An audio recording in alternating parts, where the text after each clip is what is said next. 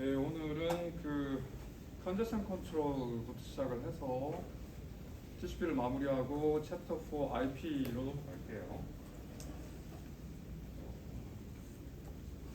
넘어갈 수 있을지 한번 봅시다. 그래서 지난 시간에 잠깐 얘기를 했습니다.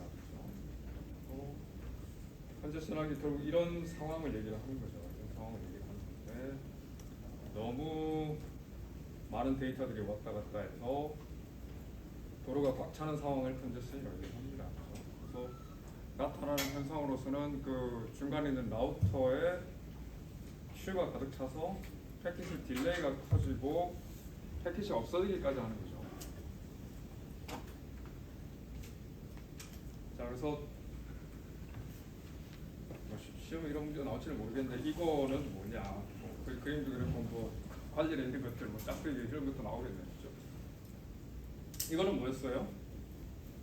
이 그림 어떤 거였죠? 어떤 상황 얘기한 거였죠?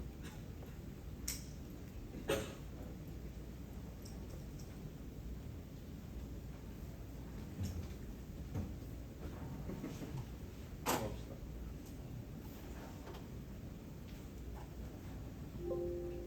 자, 그래서 컨제션 컨트롤 이 부분은 스킵을 하고 TCP에서 어떻게 하고 있는지를 봅시다. TCP에서 컨제션 컨트롤 어떻게 하는지 볼게요. 자, 결국 제가 간단하게 그때 얘기를 했는데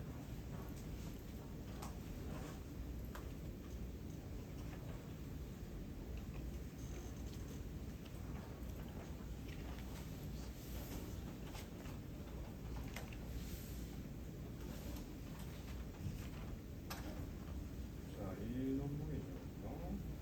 대략 한 9,000회 정도 얘기를 했고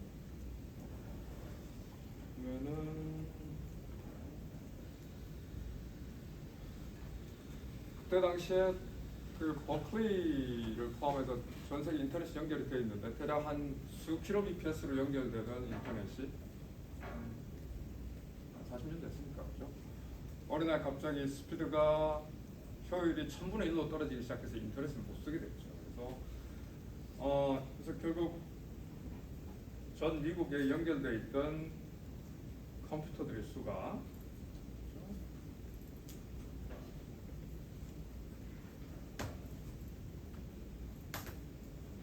뭐 이렇게 시작했다가 다 우리 한 얘기죠. 처음에 4개 노드 있다가 대략 이렇게 줄줄줄 늘어나고 88년이면 딱 이 상황인 거죠. 그죠? 전국에 미국에 있는 거의 모든 대학이 연결이 되고 이 상황 되니까 사람들이 너무 많아져서 인터넷이 어느 날 스피드가 갑자기 아예 못 쓸 정도로 됐더라라는 얘기죠. 그거를 해결한 논문인데 보면은 여기서 키워드가 몇 가지가 있습니다. 하나는 컨제스션 어보이던스하고 컨트롤이 있어요. 그래서 대략 그 컨제스션 컨트롤이라고 얘기를 하면은 대략적 한 알고리즘이 크게 몇 가지 상황들이 있는데 하나는 이 어보이던스는 피하는 거죠. 근데 컨트롤은 뭐 말 그대로 컨트롤하겠다는 얘기죠. 조절하겠다는 얘기죠. 그래서 그 기본적인 아이디어를 대충 보면 이제 뭐 지난 시간에 얘기를 하면서 마무리를 했지만 동시에 많은 사람들이 쓰니까 이거를 줄이자라고 얘기를 합니다. 줄이는데 처음 시작할 때 여러분들이 파일 공유 시스템 같은 걸 보면은 이렇게 천천히 시작을 했다가 예를 들어서 뭐 보통 이제 뭐 파일 시스템 같은 데 보면 CPS 뭐 이렇게 캐릭터 퍼 세컨 이렇게 치는데 처음에는 예를 들어서 1500 CPS로 넘어가다가 쫙 늘어나서 뭐 몇 천에서 몇만까지 가다가 어느 정도 수준 되면은 거기서 멈추고 왔다가 또 왔다가 하죠. 기본적으로는 아이디어가 TCP는 어떤 식으로 하느냐면은 뭐 당연한 얘기인데 샌더가 그 샌딩 레이 보내는 사용량을 그죠? 패킷이 컨제션이 일어났다라는 거는 패킷 로스로 우리가 알 수 있죠.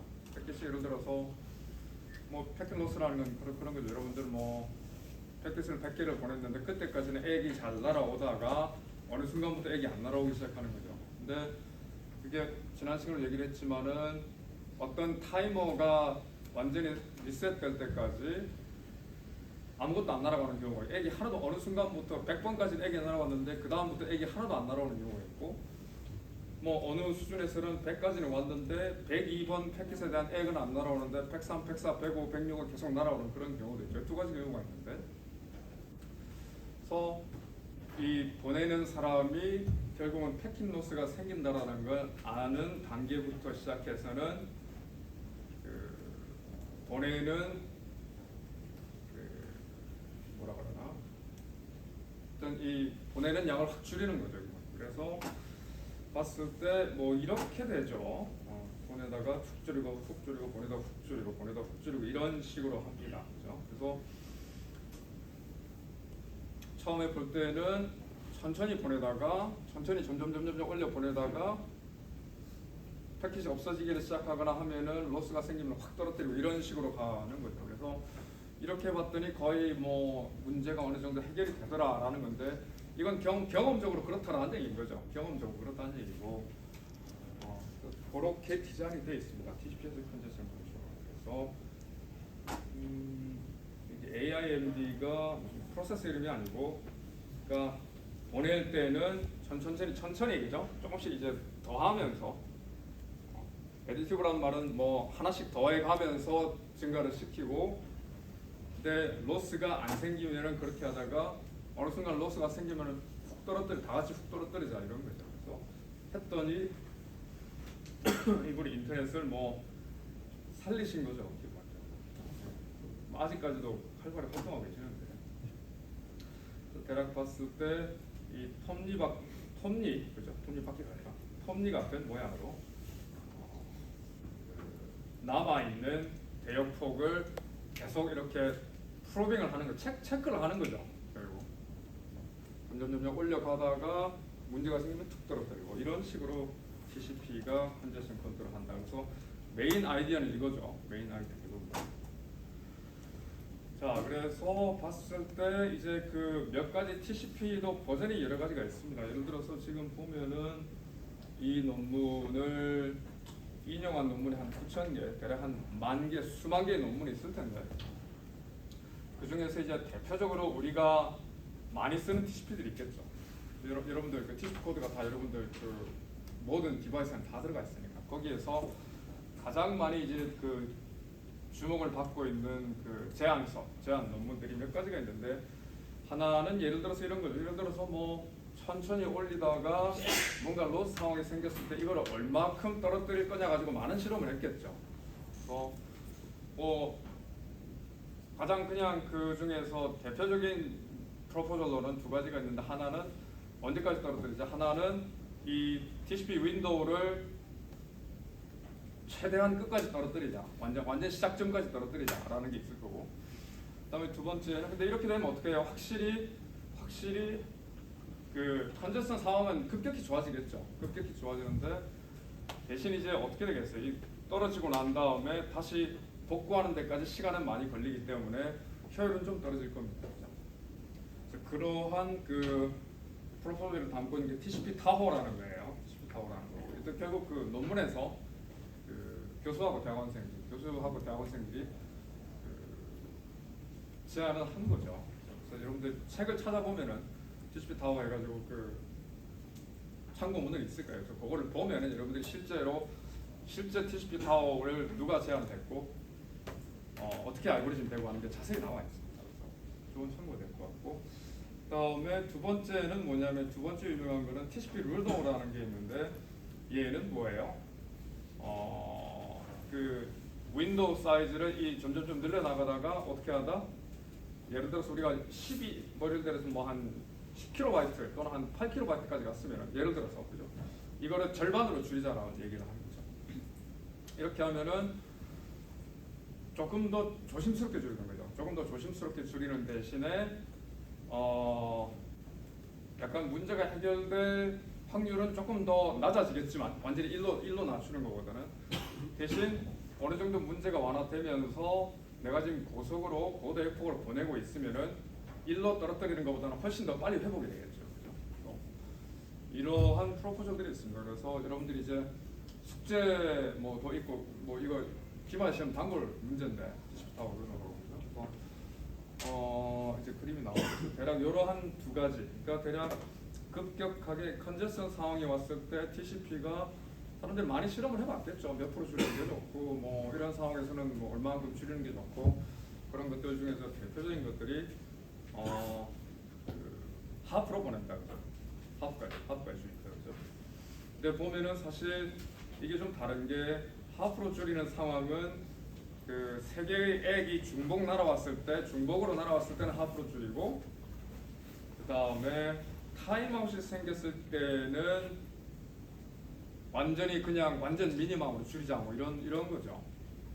여러분들 생각해보면 어때요? 타임아웃이 생겼을 때가 상황이 더 심각해요. 컨제스션 상황이. 아니면은 액이 세 개가 동시에 중복 액이 날아왔을 때 상황이 심각해요.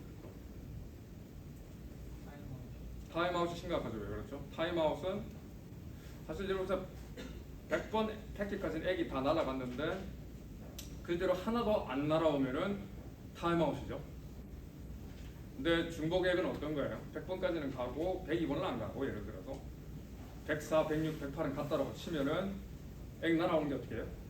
100까지는 가고 102는 안 가고, 그죠? 102는 액을 못 받았는데 104, 106, 108이 가면은 액이 몇 번이 계속 날아와요?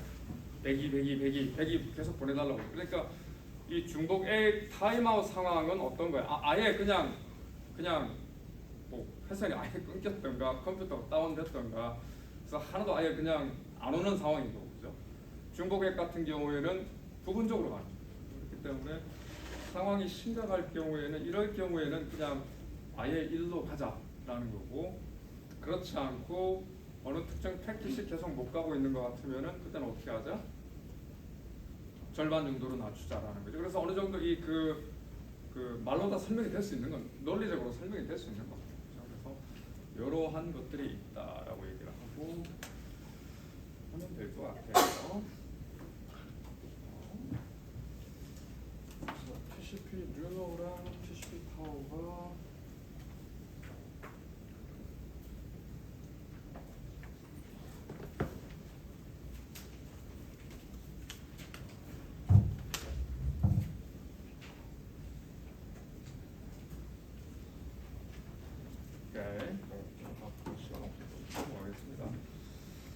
자, 이렇게 하다 보니까 기본적으로는 네트워크 전체적으로 잘 돌아가더라, 그리고 안정적으로 돌아가더라라고 얘기를 하는 거죠. 근데 이게 사실 어렵죠. 왜냐하면 우리가 어디에서 문제가 생겼는지도 모르고 몇 명의 사용자가 몰려 있는지도 모르고 아무것도 모르는 상황에서 결국은 뭐예요? 그냥 분산되어 있는 거기에 그쪽 그 라우터를 통해서 트래픽을 보내는 애들이 자체적으로 알아서 자기가 기는 식으로 만든 거죠. 그래서 결국은 정확하게 우리가 문제를 진단할 수, 어디에서 얼마만큼의 문제가 생겼는지는 잘 모르겠지만은 어쨌든 분산적으로 모든 그 클라이언트들이 다, 그죠? 분산되어 있는, 전 세계 분산되어 있는 클라이언트들 그 기계들이 에이싱크로너스하게 그냥 비동시적으로, 그죠? 그냥 누가 어디 뭐 얼마만큼의 트래픽을 보내고 있는지는 모르겠지만 어쨌든 알아서 본인들이 이렇게 다 고개를 숙이는 식으로 가면은, 양보를 하면은 잘 돌아가더라라는 얘기입니다. 그렇죠? 사실 이게 정말 과학적으로 무슨 이유로 어떤 수식에 서 이렇게 제대로 돌아간다라는 증명은 사실 없는 셈이죠. 그냥 그 우리가 P2P에서 얘기를 했듯이 어느 정도 그 커뮤니티를 구성하는 사용자들이 자기가 알아서 어느 정도 양보를 하고 그러다 보니까 제대로 돌아가더라. 지금까지 제대로 돌아가고. 왜냐면 벌써 한 88년이면 한 30년이 넘었는데 이런 알고리즘도 있다라는 걸 볼 수 있는 상황입니다. 자, 그래서 컨제스션 컨트롤 디테일을 조금 들어가 보면 이런 거죠. 자, 여기까지 액이 날아왔고, 자, 여기까지는 액이 날아왔어요. 잘 받았다. 지금 보내고 있는 입장에서. 여기서부터는 보냈는데 액이 안 날아온 거겠죠. 그죠? 여기는 앞으로 보낼 것들인 거죠. 이렇게 쭉 윈도우를 가면서 보내고 있습니다.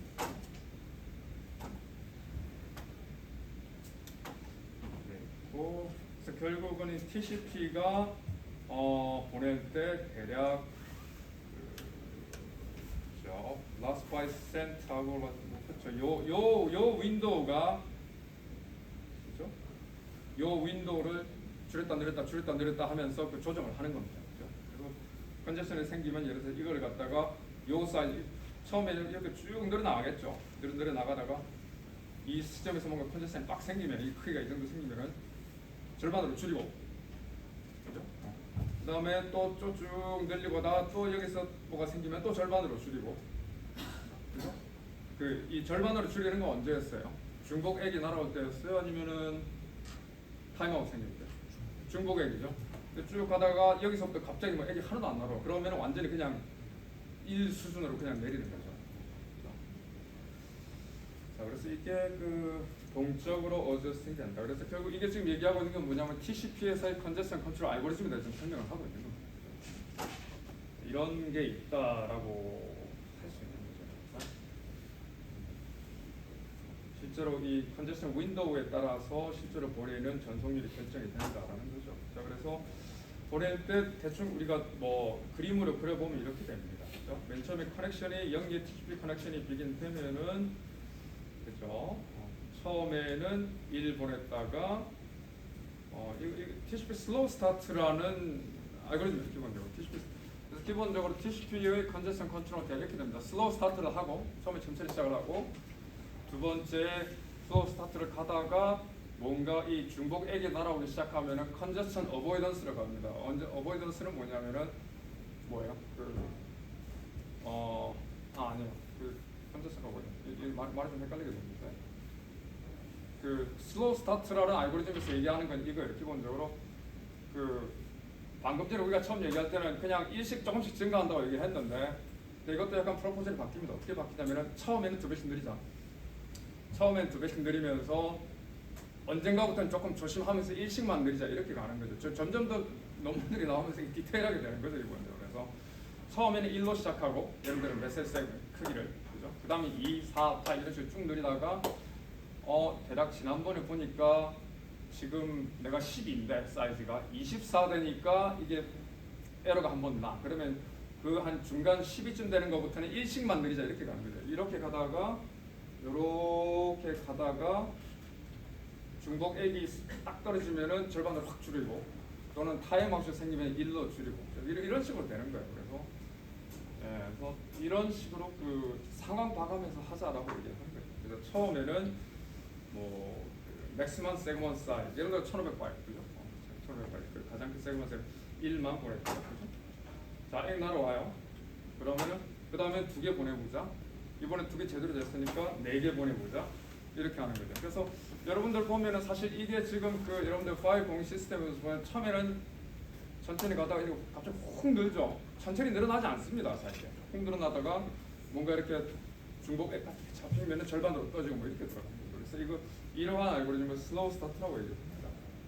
그래서 TCP 컨제션 컨트롤은 3가지 알고리즘이 있어요. 하나는 슬로우 스타트고, 하나는 슬로우 스타트를 가다가 2배씩 느리다가 아까 전에 얘기했듯이 대략 24 정도 됐을 때 전에 한번 에러가 날 것 같아. 그러면은 12 정도부터는 천천히 가자.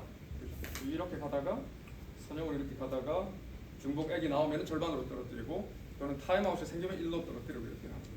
지금 현재 이렇게 되어 있다고 얘기를 하는 겁니다. 그래서 아마 여러분들도 뭐 장비 만들고 기계 만들고 뭐 뭔가를 하다 보면 이런 알고리즘을 많이 해봐야 될 거예요. 왜냐하면 사실 전 세계 그 분산 시스템들을 다 데이터를 알 수가 없고, 그죠?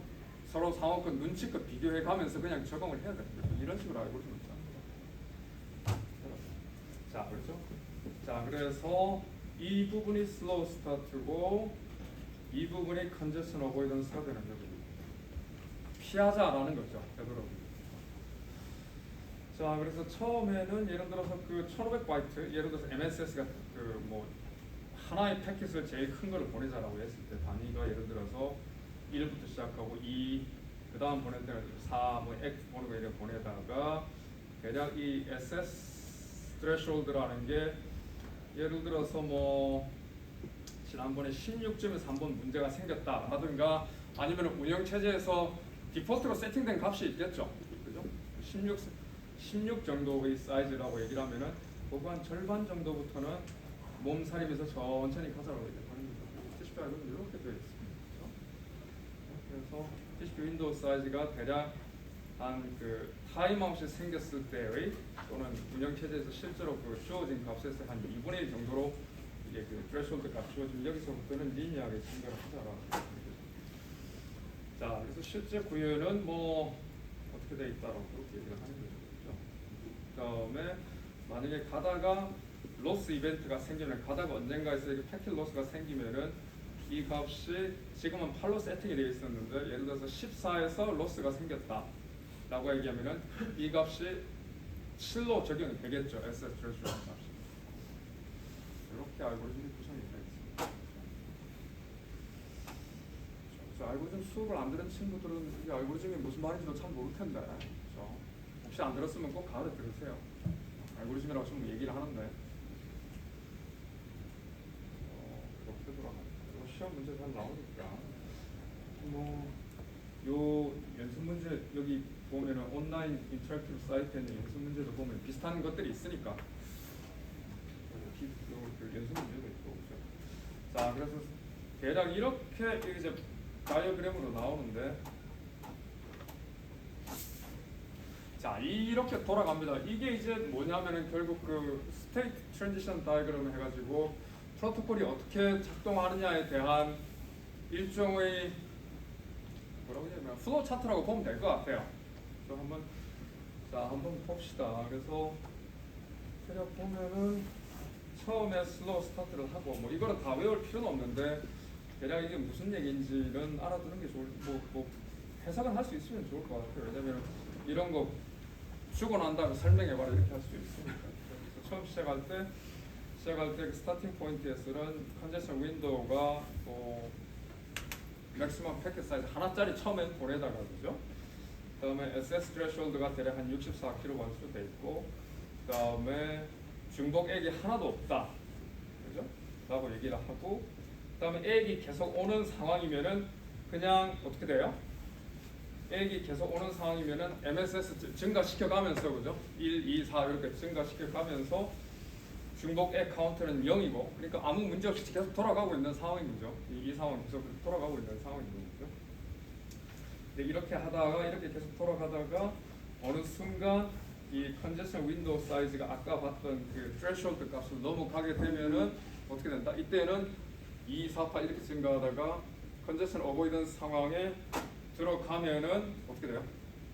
리니어하게 증가를 하면서 조심조심하면서 가는 거죠. 여기서 그 중복액이 날아오면은 중복액을 카운트를 하다가 중복액이 몇 개 날아오면은 문제가 된다고요? 3개죠, 그죠? 사실 2개로 잡을 수도 있고 4개로 잡을 수도 있는데, 그죠? 근데 뭐 3개로 한 이유가 뭘까? 그런 거 생각해보면 괜찮을 것 같아요. 예를 들어서 타임아웃이 만약에 생기면 이 상황에서 타임아웃이 생겨버리면 어때요? 그때는 세그먼트 사이즈를 완전히 하나로 그냥 줄여버리는 거죠. 하나로 줄여버리고 동시에 그 threshold 값은 절반으로 낮추고, 그렇죠? 약간 좀 여러분들이 그 책에 있는 그림을 보면서 생각을 좀 해봐야 될 거예요. 특히 연습 문제가 좋습니다. 연습 문제 해보면 이거 대략 감이 올 거예요. 그다음에 여기서 만약에 중복액이 3개가 잡혔다라고 얘기를 하면은 어떻게 해야 돼요? 세그먼트 사이즈를 보내는 거를 갖다가 절반으로, 그죠? 그 threshold 값을 절반으로 줄이고 거기서부터 다시 시작하는 거죠. TCP 루너 패스트 리커버리죠. 자, 여기서 패스트 리커버리를 이름을 붙인 게 이 타임아웃이 생기면은 타임아웃만 가지고 했었으면 사실 이걸로 그냥 끝나는 거죠. 타임아웃을 했으면은 그냥 세그먼트 사이즈를 1로 줄이고 처음부터 다시 시작을 하는 건데, 타임아웃이 아니고 중복액이 몇 개가 날아오는 거는 지금 그렇게 심각하지는 않은데 조심해야 될 필요는 있겠다라고 얘기하니까 그 threshold 값을 절반으로 줄이면서 거기서부터 다시 리커버를 시키는 거니까 얘는 일종의 시간이 오래 걸리는 레이트 리커버리고 1로 줄였다가 처음부터 완전히 1로 확 줄였다가 다시 내리는 거고, 얘는 얼만큼 줄이는 거예요? 절반으로 줄였다가 하는 거니까 패스트 리커버리라고 생각을 합니다. 그래서 대략 보면은 TCP 알고리즘을 요 그림을 대략적으로 이해하고 있으면 여러분들이 그 TCP에서 하고 있는 컨제션 컨트롤을 어떻게 어떤 상황을 if then else죠. 기본적으로 플로우 차트를 여러분들이 그릴 수 있는 거죠. 처음에는 1, 2, 4판 늘리다가 threshold 값의 절반 정도가 되면은 리니어하게 증가를 시키다가 중복액이 없이 그냥 타임아웃으로 되면은 완전히 타임아웃으로 완전히 슬로우 스타트로 그냥 다시 가는 거고, 근데 중복액이 잡혀버리면은 그렇게 심각하진 않죠. 어쨌든 패킷 로스가 생기니까 절반 정도만 줄여서 어떻게 리커버리 시키자, 빨리 리커버리하는 방향으로 가자라고 얘기합니다. 여기서 액이 뭐 와서 별 문제 없이 돌아가면 다시 1위로 가면 될 거고요, 그죠? 만약에 여기서도 타임아웃이 생기면은 1위로 가겠죠. 타임아웃은 무조건 1위로 돌아가는 거죠. 그래서 요렇게 돌아가는 거라고 생각을 하고 있죠. 그래서 슬로우 스타트가 어떤 상황이고, 컨저션 어보이던스는 어떻게 얘기했어요? 아까 전에 뭔가 그 절반 정도까지 가면 이렇게 조금씩 주의하면서 가자. 근데 중복액이 3개가 생기면 패스트 리커버리로 돌아가고 절반으로 줄여서, 근데 아예 타임아웃이 생기면 슬로우 스타트로 다시 돌아가고, 이런 그래서 깨끗하게 잘 만들어놨죠. 그래서 보통 프로토콜을 할 때 설계할 때는 이런 다이어그램으로 보통 많이 설계를 합니다. 자, 그래서 보면은 그죠? 요거가 이제 타임아웃이 생기면 이리로 가고, 타임아웃 생기면 이리로 가고, 여기서도 셀프로도 여기 있으면서도 타임아웃이 생기면 계속 그냥 왔다 갔다 하겠죠. 계속 일로 줄이면서. 그다음에 얘는 뭐 액이 별 문제 없이 가면은 이리로 가고, 이리로 가고, 이리로 가고. 액이 별 문제 없이 올 때는 이 상황인 거고, 중복 액이 생길 때는 여기 상황이 체크되는 거죠. TCP의 컨제스션 컨트롤 알고리즘은 이렇게 여러분들이 대략 생각을 하면 될 거고, 연습 문제 보면서, 그죠? 보면은 또. 자, 그래서 지금까지 우리가 TCP 루너하고 타호라는 게 있었고, 그 다음에 또 이 재밌는 게 있는데 TCP 큐빅이라는 게 있습니다. 큐빅이라는 게 있고, 자, 이거는 어때요? 봤을 때 어때요? 하다가 뭔가 로스가 생기면 다시 줄고, 로스가 생기면 다시 줄고, 뭐 이런 거잖아요, 그죠? 근데 보면은 이거는 아주 간단한 아이디어인데, 자, 봤을 때 이렇게 만약에 그 뭔가 이렇게 톱니 끝부분에 되면은 사실 지금 문제가 일어나고 있는 그 라우터의 용량은 사실 여기에 가깝겠죠. 그죠? 가까울 것 같아요. 그죠? 그래서 근데 보면은 이렇게 선형적으로 쭉 줄이면은 사실 약간 문제가 되는 부분은 요거는 확실히 문제가 되는 것 같은데, 요거는 별로 그렇게 문제가 안 될 것 같아요. 근데 사실 그 패스트 리커버리라는 입장에서 봤을 때는, 아니 지금 요만큼의 시간을 사실 낭비하고 있는 거잖아요, 어떻게 보면. 그래서 어떻게 하자? 그래서 뭔가 줄었을 때 이렇게 에디티브하게 리니어하게 선형적으로 갈 게 아니라 그냥 이렇게 가버리자라고 얘기하는 거예요. 자, 저 봅시다. 이렇게 가는 게 아니라 처음에 이렇게 확 느리고 천천히. 자, 감 오죠, 그죠? 이렇게 처음에는 확 늘어버리고 이렇게 가죠. 근데 이거를 보면은 여러분들이 그 제곱 커브, 세제곱 커브가 이렇게 됐죠. 포물선으로 이렇게 돼서. 그래서 이름 보면은 몇 제곱을 했을 것 같아요? 큐빅을 했으면. 보통 제곱은 스퀘어고 세제곱은 큐브죠. 세제곱으로 그 인크리즈를 하자라는 거죠. 그래서 그게 TCP 큐빅입니다. 그죠? 자, 그래서 그죠? 여기서 그 컨제션이 이루어져 있으면은, 그죠? 어차피 여기서 요만큼은 기다리면서 요거를 이렇게 하면은 요만큼 더 그만큼 빨리 더 보낼 수 있는 거죠. 아주 작지만 깨끗한 아이디어입니다. 이 프로포저를 낸 사람들이 한국 사람들이에요. 뭐 이런 것까지 굳이 언급을 할 필요가 있는지 모르겠는데, 그래서 보면은 또 그런 거를 알아두면은 혹시 여러분들이 뭐 대학원 나중에 미국 대학원에 지원하는 사람들이 있든가, 어떤 뭐 보면은 그 교수님들한테 컨택할 때 뭐 TCP 큐빅을 뭐 만드신 하상태 교수님 같은 거라고 뭐 해가지고 제가 또 교수님의 논문을 감명 깊게 봤습니다. 뭐 분명히 도움 됩니다, 여러분들. 분명히 도움 돼요. 한번 봅시다. 그래서 조금 참 반갑긴 해요. 이 나온 것 중에서 한국 사람이 그 만들어 놓은 논문 사실 거의 없어서 보면은 TCP 큐빅이 몇 페이지 있나요, 여러분들 혹시? 이것만 좀 짚고 넘어갑시다.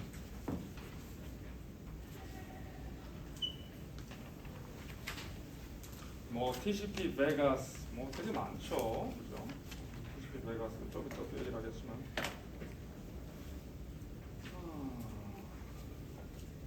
TCP 큐빅 248페이지네요. 248페이지 보면은 TCP 큐빅 돼가지고 그 밑에 꺽쇠가 하 2008 뭐 이렇게 돼 있죠.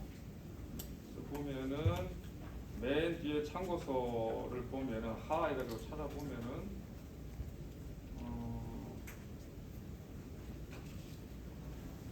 636페이지에 보면 여기 있네요. 그죠? 하 상태 위리 인종 해가지고 뭐 큐빅 그죠? 봅시다. 뭐 이런 것도 공부니까 어떻게 보면 사실 제일 중요한 공부죠. 뭐 이런 게 그 녹화가 되고 있는 게 참 낯뜨고 있지만 어쨌든 본인들은 좋아하겠지. TCP 큐빅 그죠?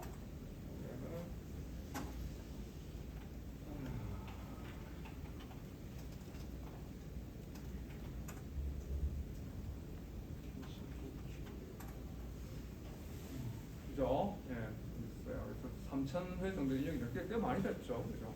그래서 보통 여러분들 감이 잘 없을 텐데 100번 정도 인용되면 굉장히 그 분야에서 인정받고 있는 논문이라고 얘기를 합니다. 100번 정도. 뭐 저기 하상태 교수님은 대략 유니버설 콜로라도 보드에 있는 분인데 전체 논문이 한 7,800번 정도 인용이 됐는데, 그죠? 요것만 3,000번 인용이 된 거지. 이거는 대가라는 얘기죠. 이분은 이제 지도 교수인데, 이분은 이인용 교수님인데, 이분은 그 삼성 부사장, 삼성페이 만든 분이에요. 이따가 삼성으로 있다가 노스캐롤라이나 대학에서 하고 있다가 그 삼성 부사장으로 들어가서 삼성페이 만들고 지금은 구글의 바이스 프레지던트로 갔다 오시는데, 이분들이 만든 거예요. 지도 교수가 워낙 이게 크니까 참고하세요. 그래서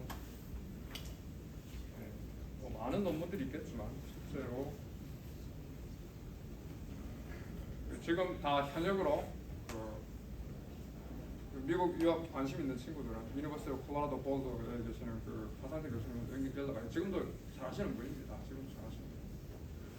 네트워크 프로토콜에 관심이 있으면 한번 효과 있습니다. 인터뷰까지 갈 거예요. 아마 그 얘기를 하면 TCP 큐빅 논문에 대해서 저쩌고 하고 참고하세요. 이런 게 진짜 꿀팁이죠.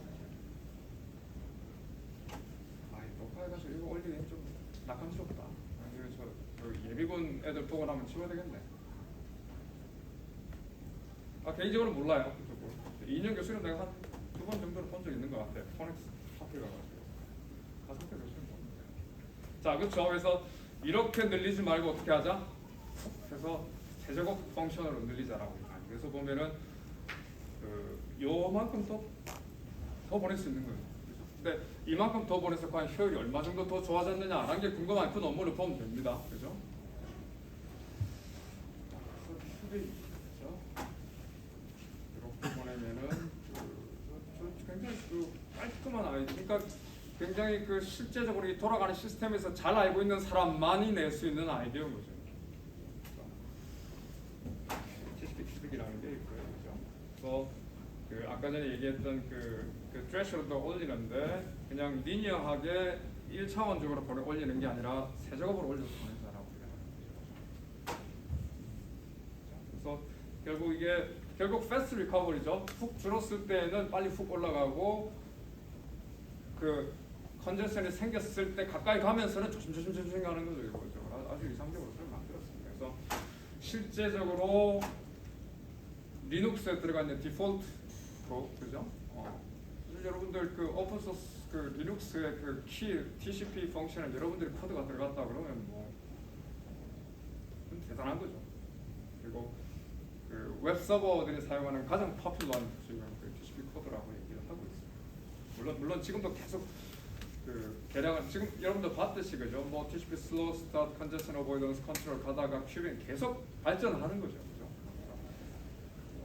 관심 있는 친구들은 들여다보는 거 재밌어요. 그래서 또 이거는 약간 이제 TCP 베가스라는 건데 이거는 뭐냐면은 아이디어가 그 지금 현재 우리 이거는 어떻게 했어요? TCP에서 뭐가 패킷 로스가 생길 때 액션을 취하는 거죠. 패킷 로스가 생기면은 이게 예를 들어서 타임아웃이 생기면 일로 훅 줄여라. 그다음에 중복 패킷이 3개가 되면은 간으로 줄여라 이런 식인데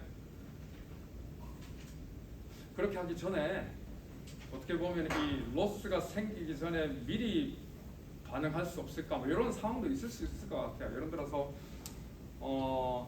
이런 거죠. 그러니까 뭔가 이렇게 우리가 그 딜레이를 계속 측정을 한다고 얘기했잖아요. 클라이언트 입장에서. 그래서 누구하고 누구랑 패킷을 주고받는데 라운드 트립 타임, 왕복 타임이 이렇게 계속 이렇게 네트워크 상황에 대해서 이렇게 널뛰게 한다고 얘기를 했죠. 근데 로스는 안 생기는데 중간에 라우트에서 뭔가 이렇게 큐잉이 생겼다가 로스는 어때요? 큐가 다 이제 다 떨어지면 그때 로스가 픽픽 생기는 거고 근데 큐잉이 되는 와중에 로스는 안 되는데 큐가 끝까지 차면서 계속 겨우겨우 전달이 되는 경우도 있을 수 있겠죠. 그런 경우는 어때요? 로스는 안 생기지만은 패킷 로스나 그런 게 안 생기지만 뭐가 늘어나겠어요? 내가 측정하고 있는 딜레이가 점점 늘어나는 거죠. 그렇게 되면 이거 줄이자.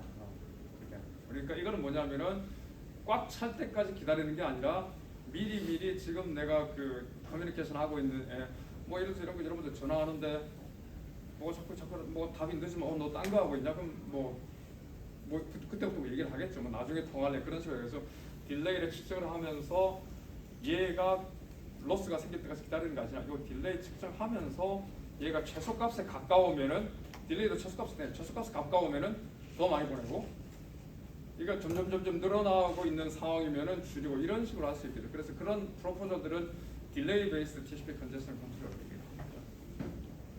그래서 그 얘기를 하고 있는 거죠.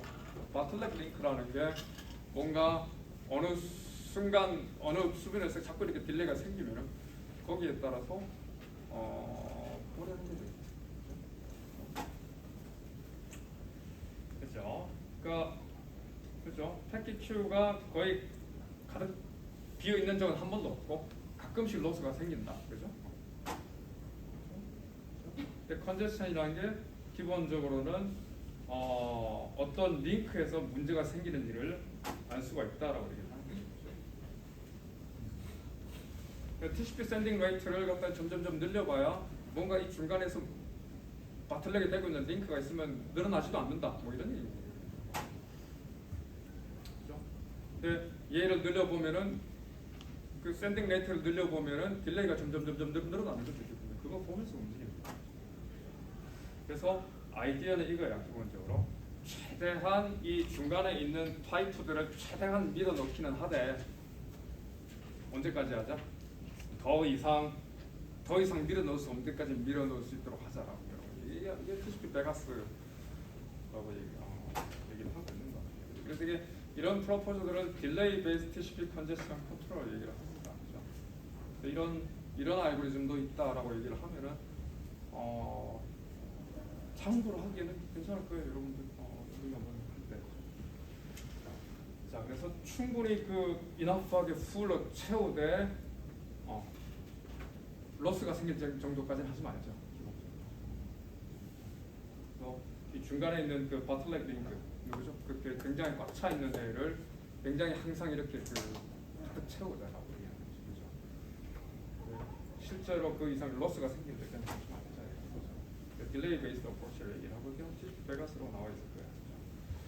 항상 그 모니터링 하는 사람이 그저 RTT 왕복 타임의 미니멈을 항상 가지고 있을 거고 항상 미니멈으로 왔다 갔다 하면은 더 보내고 뭐 그렇게 할 수 있죠, 그죠? 자, 그래서 그런 얘기를 하고 있는 거예요, 그죠? 자, 그래서 그 왔다 갔다 하고 있는 그 측정치가 그죠? 굉장히 클리어하게 큐잉이 거의 안 되는 상황으로서 미니멈하게 왔다 갔다 할 때에는 그 윈도우를 느리자라고 얘기하는 거고, 근데 그죠? 이게 뭐지? 뭐가 좀 문제가 될 만한 상황이면은 조금 줄여보자. 그렇지? 자, 그래서 그죠? 로스가 사실 여러분들 그 기본적인 TCP 컨젠션, TCP 루너나 타호나 큐빅 같은 경우는 어때요? 로스가 생길 때까지 계속 그냥 보내는 거죠. 로스가 생기면은 이렇게 그 트랙백하고 그죠? 하는데 그렇게 하지 말고 이 중간 중간에 미리 좀 이렇게 그 딜레이를 바탕으로 조금 해보자라는 거.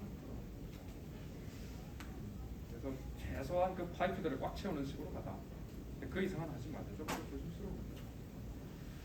그래서 실제로 그 구글의 인터넷 백본에 그 실제 인터넷 백본에 이런 식으로 돌아가고 있다라고 얘기를 해요. BBR이 그 BBR인 것 같은데 아마 그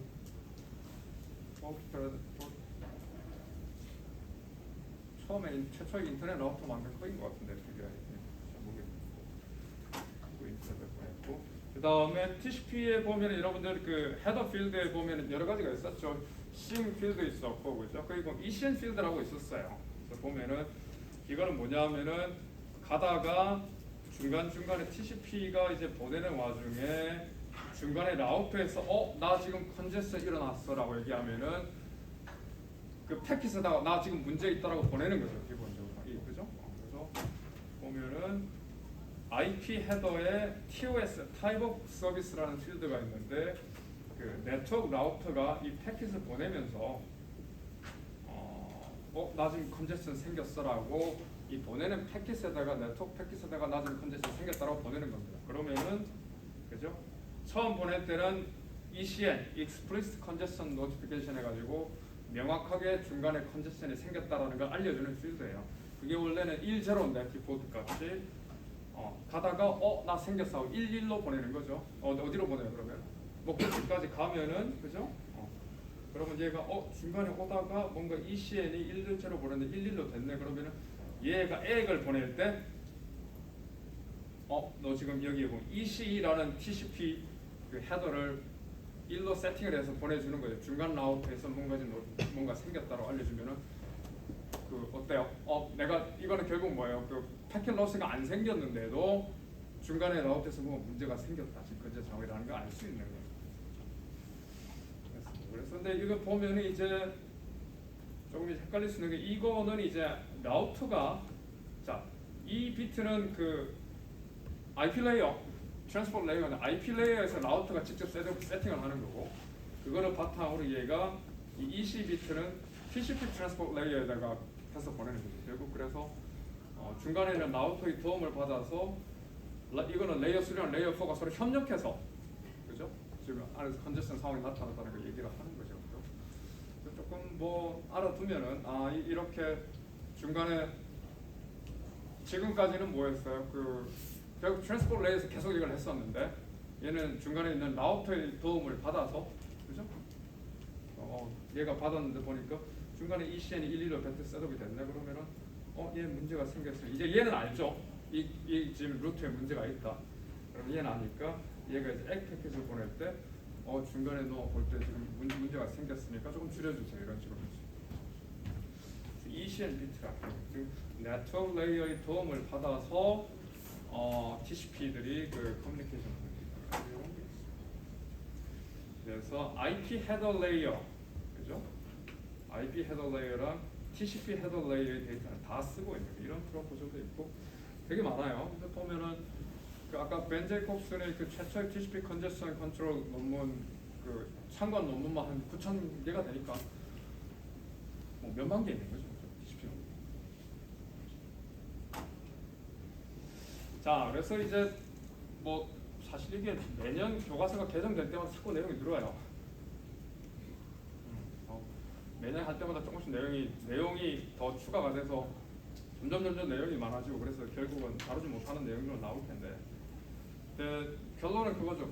아니 그래서 결국 이런 알고리즘들을 쓰면은 N명이 TCP를 써서 동시에 어떤 라우터를 지나는데 n명이 동시에 이렇게 확 이렇게 이런 알고리즘을 통해서 뭐 문제가 생기면 절반으로 줄이고 이렇게 더하면서 느리고 절반 이런 식으로 할 때 진짜 이게 진짜 두 명이서 그 라우터를 쓰고 있으면 두 명이 진짜 페어하게 진짜 쓰게 되냐라는 거를 궁금한 거죠, 사람들이.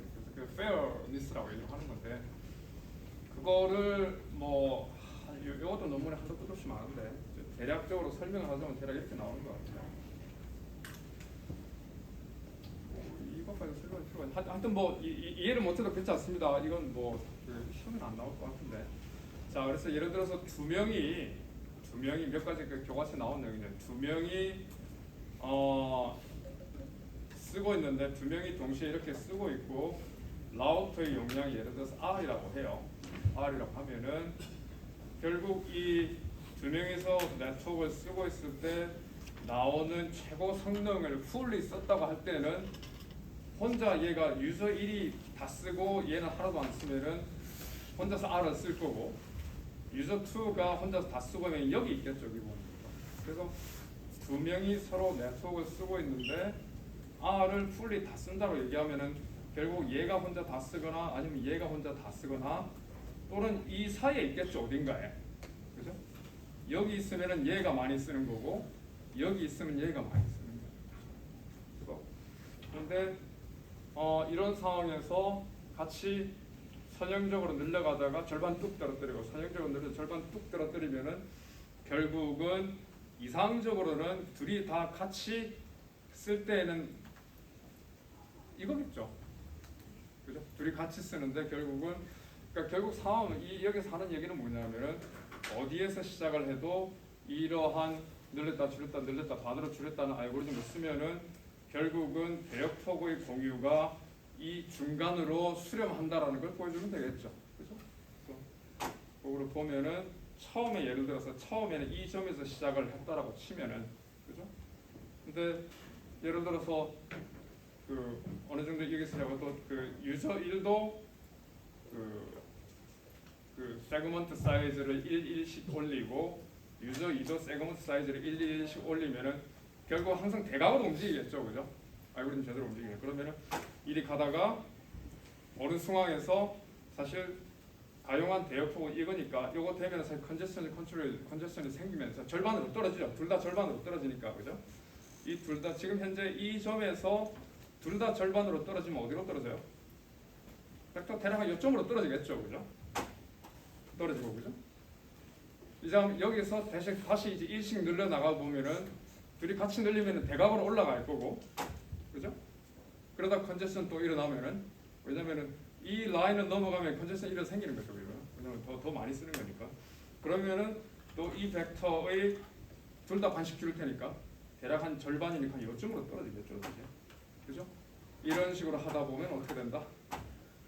중간으로 어느 정도 수렴한다라고 하니까 이런 알고리즘을 썼을 때 물론 이제 굉장히 심플하게 지금 얘기를 하고 있긴 한데 대략 둘이서 같은 용량으로 줄이고 같은 용량을 줄였을 때 쓰면은 n명의 사용자로서 대략 n명이 페어하게 서로 나눠서 쓰는 방향으로 수렴한다라는 걸 보인 거예요. 잘 만들었습니다. 근데 이제 이 페어라는 측면에서 또 여러 가지 이슈가 있을 수 있죠. 그죠? 근데 이거는 TCP 연결끼리의 페어니스를 얘기를 하는 거고, 근데 UDP는 이런 거 없죠, 여러분들. UDP는 커넥션 같은 거 컨제션 컨트롤 전혀 없으니까 그냥 있는 거 다 쓰는 거예요. 다 쓰는 문제고. 그렇죠? 멀티미디어 앱들은 보통 TCP를 쓰지 않고 UDP를 쓰고 있죠. 그래서 사실 우리가 지난 시간에 얘기했지만 인터넷의 거의 대부분의 트래픽 80%가 비디오 트래픽이라고 얘기를 했고, 그렇죠? 그래서 실제로 컨제션 컨트롤이 TCP 이런 것들이 페어하게 서로 사용되고 있나를 담당하는 인터넷 폴리스나 이런 그건 없는 거죠. 기본 누가 이렇게 담당하고 있는 건 없는 거고. 그 다음에 또 하나는 뭐냐면은 이게 TCP 커넥션은 페어하게 될 수도 있겠지만 이런 거 하기 싫으니까 요즘 어떻게 해요? 웹 페이지 하나 연결할 때 TCP 커넥션 한꺼번에 10개 열어서 그냥 한꺼번에 훅 다 가져와 버리는 거예요. 그러면은 어떤 기계는 어떤 앱은 TCP 커넥션을 하나나 두 개씩만 열어서 하는 경우가 있고 어떤 기계는 그냥 N개 다이렉트 한꺼번에 훅 가져오면은 사실 이게 앱 차원에서 기계 차원에서 페어하게 돌아가느냐는 조금 문제의 소지가 있다라고 얘기를 한 거죠. 그래서 TCP 알고리즘 커넥션 당으로 해서 가지고 페어하게는 된다라고 얘기를 하고 있지만 실제 인터넷에서 UDP랑 붙었을 때 또는 굉장히 그 커넥션을 동시에 열어서 많이 가져오는 그런 그 TCP 앱들이랑 만났을 때 진짜 내 트래픽이 페어하게 이거를 가져오느냐라는 거는 장담할 수 없다. 뭐 이런 이슈가 있습니다. 참 많이 많나? 그렇죠? 그래서 예를 들어서 9개의 기존의 커넥션이 있을 때 하나의 앱이 그냥 TCP 연결 하나만 열어서 가져오면 10분의 1을 가져오는 10분의 1을 사용을 하는 거고, 근데 처음 그 새로 TCP 커넥션에는 애가 11개 커넥션 동시에 열어버리면은 그 밴드위스의 절반을 가져오는 거죠. 그렇죠? 그런 이슈들이 여전히 있어서 이런 거는 아직도 사람들이 해결을 하려고 노력하고 있다. 자, 그래서 이제 TCP가 거의 다 끝났어요. 트랜스포트 레이어가 보면은 요거만 하고 넘어가면 될 것 같습니다. 그래서 이제 자 대략 지난 한 40년 동안 TCP UDP 그래서 대략적으로 TCP UDP가 어떻게 돌아가고 있는지에 대한 알고리즘 얘기는 대충 다 했고 앞으로 이제 방향이 몇 가지가 있다라고 얘기를 하는 거죠. 그래서 대략 그 환경에 따라서 서로 다른 버전의 TCP가 지금 많이 연구가 되고 있다라고 얘기를 하고 있는. 이건 이제 뭐 실제 대학원 코스나 뭐 이런 쪽이 아니면 실제 연구하는 사람들이 쓰는 거죠.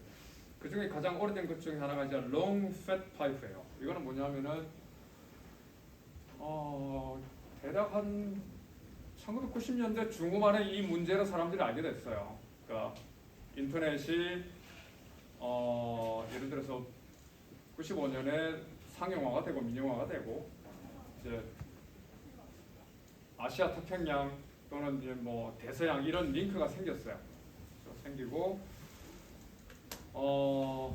상용망도 있고 국가기관을 연결하고 연구소들을 연결하는 연구망이 생겼는데 예를 들어서 이런 거 한 45메가 그때 당시에 45메가 전 국민이 쓰는 예를 들어서 뭐 아시아 태평양 네트워크가 한국과 미국 연결한 네트워크에 45메가 기껏해야 150메가 정도였는데 한 45메가를 연구소 사람들이 그냥 공짜로 쓰는 거예요. 그냥 연구망은 따로 만든 거죠. 연구하는 연구소를 연결하는데 그때 한국하고 미국을 나 혼자 거의 45메가를 쓰는데 아무리 노력을 해도 45메가를 다 쓸 수가 없어요.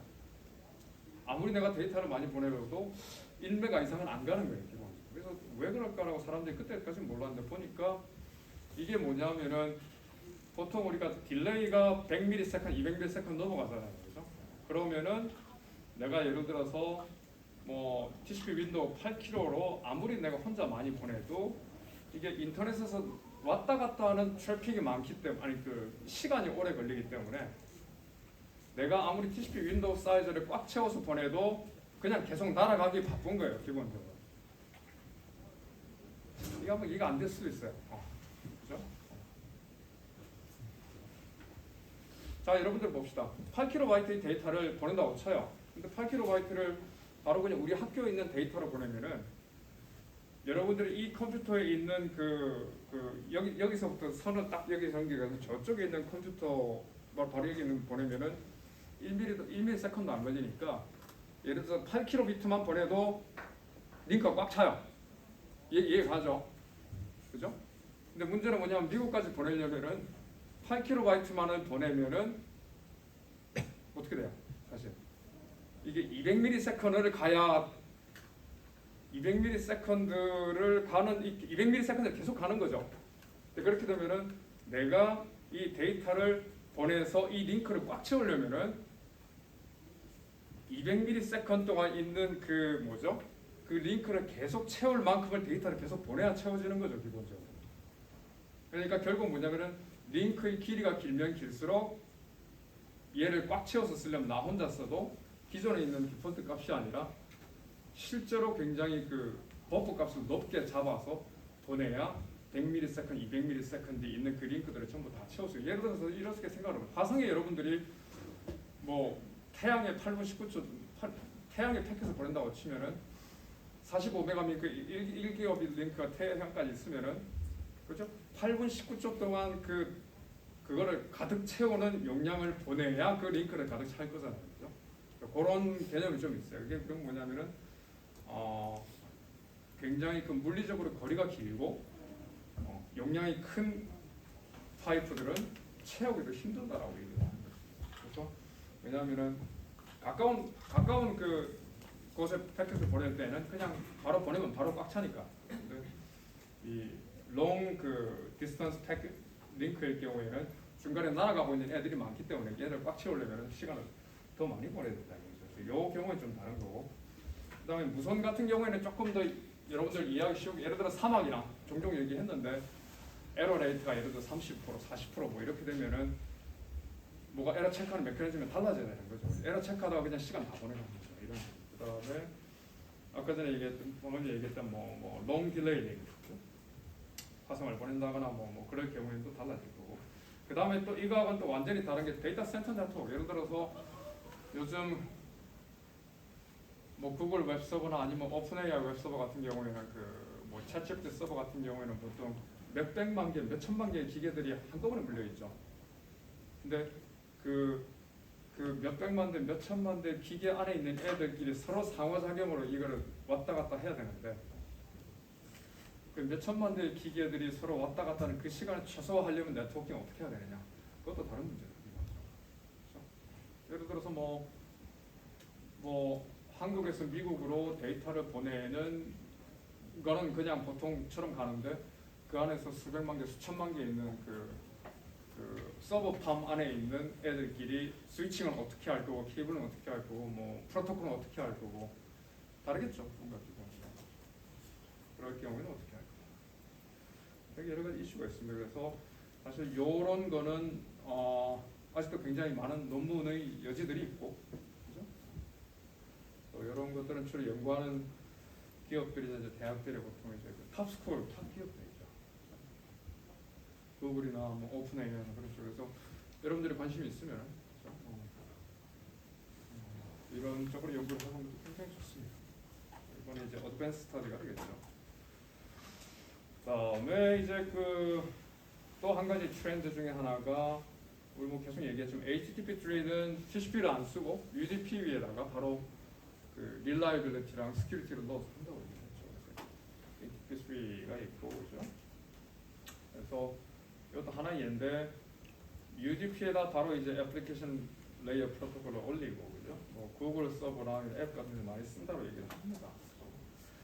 기존은 IP, TCP, Transport Layer Secure, HTTP 이렇게 되어 있는데 지금 HTTP3 같은 경우에는 IP 위에 UDP 있고 UDP에 뭐가 있었죠? 여러분들 소스 포트하고 데스티네이션 포트하고 패킷 랭스하고 뭐 있었죠? 하나 있는 거? 책성 하나 있었는데 그죠? 그 위에다가 그 퀵이라는 그 애플리케이션 레이어 서비스 하나 만들어서 이렇게 하는 게 HTTP3. 그래서 우리가 퀵은 우리가 지금까지 배웠던 것들이 거의 대부분 다 들어가고 있어요. TCP Connection Establishment, Error Control, Congestion Control, Flow Control 다 들어가 있고요. 그죠? 여러분들이 그 관심이 있으면은 그죠? 지금까지 배운 게 좀 도움이 될 겁니다. 그죠? 퀵에서는 그죠? Readers familiar with TCP loss detection이나 congestion control에 대해서 관심이 있는 사람들은 그 알고리즘들이 실제 지금 이 퀵에서 다 구현이 되어 있다는 걸 발견하게 될 거라 뭐 이런 거고요. 관심 있는 친구들 알면 될 것 같고 그래서 reliability, congestion control, authentication, encryption 다 배웠죠, 그죠? 여러분들 요거 하는 거, 맥 하는 거 다 배웠고 congestion control 배웠고 그죠? encryption 그죠? 다 배웠습니다. 자, 그래서 뭐 예를 들어서 장점이 뭐라고 되어 있냐면 TCP에서는 TCP 뭐 우리 시간이 있어 얘기할래? 오케이 끝 하고 난 다음부터 데이터가 왔다 갔다 하는데 퀵을 쓰면은 3-way 핸드쉐이크 안 하고 그냥 원웨이로 그냥 끝내버린다. 간단하게 한다고 얘기를 합니다. 예를 들어서 여러분들이 웹서버가 예를 들어서 100만 개가 있고 동시에 수천만 명, 수억 명의 사람들하고 커뮤니케이션 한다고 치면은 이 라운드 트립 타임 하나 없애버리는 게 굉장히 예를 들어서 서버 수를 어쩌면 절반으로 줄일 수도 있는 거죠. 그죠? 약간 과장해서 얘기하는 거죠. 이런 여기 있고 실제로 여러분들이 뭐 이거는 뭐 생각할 필요 없을 것 같고 그래서 여러분들이 실제로 좋은 곳에 가서 좋은 서비스를 제공하는 곳에 가서 그 하고 싶으면은 더 디테일하게 알면은 도움이 많이 될 겁니다. 그렇죠? 자, 그래서 서머리를 하고 마무리를 하겠습니다. 자, 그래서 보면은 자, 여러분들 봤을 때 대략 완전히 낯선 단어는 아니죠. 시험 칠 때는 더 잘할 거고 멀티플렉싱, 디멀티플렉싱, reliable data transfer, flow control 그 강아지가 입 벌리고 있는 거고요. 그다음에 congestion control은 뭐 도로가 꽉 차 있는 상황이죠. 그다음 UDP 패킷 헤더 뭐 이미 다 알고 있고 TCP가 어떻게 하는 건지 알고 있고 그죠. 자, 다음은 이제 해야 될 게 이제 application layer, transport layer 됐고 그죠. 네트워크 코어 소프트웨어로 다니는 부분은 대충 얘기를 다 했고요, 그죠? 트랜스포트 레이어 애플리케이션 얘기 다 했고 이제 네트워크 코어에 대해서 얘기를 하면 돼요. 네트워크 이거는 마무리하면 될 것 같습니다. 예, 여기까지가 챕터